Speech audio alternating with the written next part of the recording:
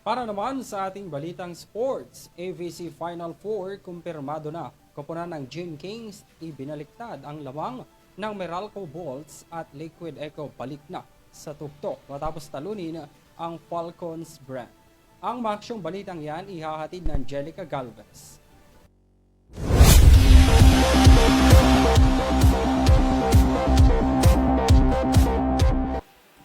Narito ng maaksyong balita sa mundo ng sports. Para sa larong volleyball, 4 na bansa na ang sigurado para sa semifinals game ng AVC Challenge Cup for Women na ginaganap sa Rizal Memorial Coliseum. Pasok na sa semi sa mga bansang Australia, Vietnam, Kazakhstan at ang nangunguna sa Pool A ang Pilipinas. Kinuha ng Pilipinas ang kanilang pwesto sa ginanap na laban nila kahapon kontra Chinese Taipei.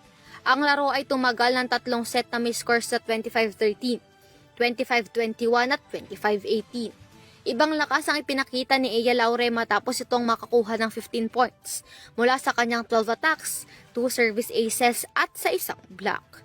Nanguna ang Pilipinas sa 4-7 bago nangyari ang 7-0 run na nagbigay sa national ng 10 points bilang abante bago tuloy ang nasungkit ang ika-4 na panalo sa laro.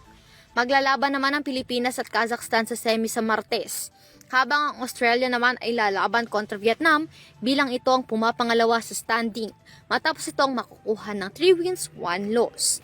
Para naman sa mundo ng basketball, matagumpay na nabawi ng Barangay Ginebra ang kanilang 15-point deficit kontra Meralco Bolts sa PBA Philippine Cup semifinals kahapon na ginaganap naman sa Mall of Asia Arena. Sa unang quarter ng laro ay nakakuha ang Gene Kings ng 4-point lead kontra Bolts, habang sa third quarter naman ay nanguna ang Bolts sa score na 59-44 sa 7-minute mark ng third quarter. Dahil sa 10-0 run na ginawa ng Barangay Ginebra, ay lumiit na lamang ang meron na lamang ang Meralco. Sa huling parte ng third quarter ay lumiit na lamang ang lamang ng Bolts sa score na 69-67. Sa fourth quarter naman ng laro ay mas naging mainit ang laban. Sa 79-73 score na pinangunahan ng Meralco, ngunit hinabol ito ng Barangay Ginebra matapos ang kanilang 9-0 run.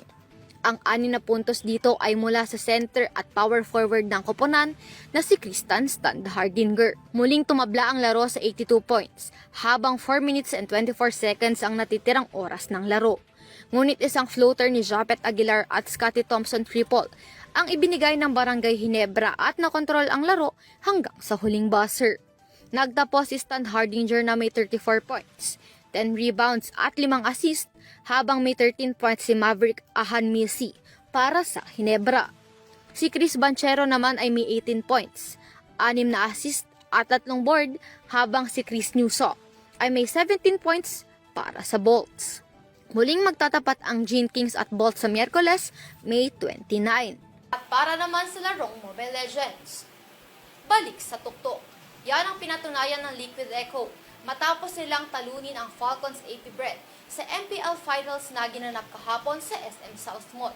Hindi nagpakita ng awa ang Echo matapos nitong masungkit ang ikalawa nilang titulo para sa Mid-Season Cup ngayong Hulyo. Nakuha na ngayon ng Echo ang pangalawang titulo sa 3 season matapos ding walisin ang Blacklist International sa kanilang Season 11 finale noong nakaraang taon. Napanalunan ng Liquid Echo ang prize pool na $150,000. Ibabandera rin nila ang rehiyon sa paparating na Mobile Legends Bang Bang Mid-Season Cup 2024 o MSC 2024 kasama ang Falcons AP Bren sa Riyadh, Saudi Arabia. At yan ang mga aksyong balita sa mundo ng sports. Ako si Angelica Galvez. Balik sa inyo, Henry at Vanessa.